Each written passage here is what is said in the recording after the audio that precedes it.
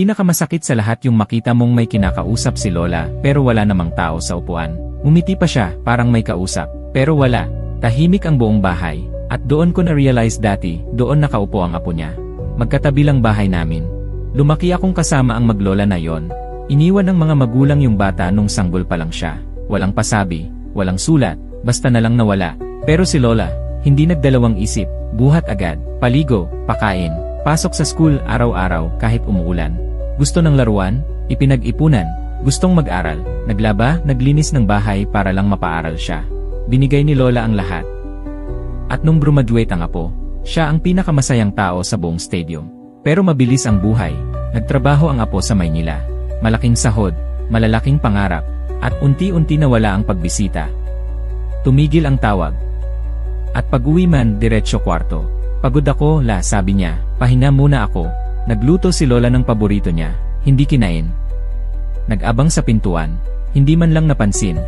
Kinausap siya, pero mas pinili niyang manood sa cellphone. Yung upuan sa tabi ng bintana, dati, lagi silang magkatabi doon. Ngayon, wala nang umuupo. Pero may tanong muna ako sa inyo.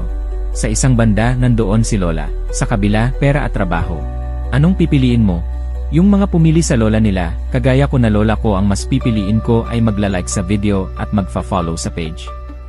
At ito na ang sumunod na nangyari. Hanggang isang araw, may nakaupo ulit. Si Lola. Maputla, mahina, tahimik. Nagkasakit siya. Sabi ng doktor, dahil sa katandaan. Pero kami, alam naming dahil sa kalungkutan.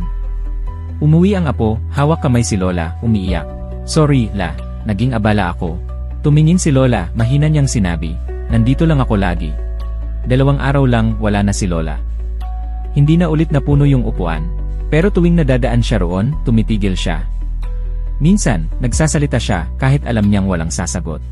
Kasi ngayon, siya na yung kinakausap ng wala sa upuan. Minsan, yung mga taong nagbigay ng lahat sa atin. Panahon lang naman ang hinihingi kapalit.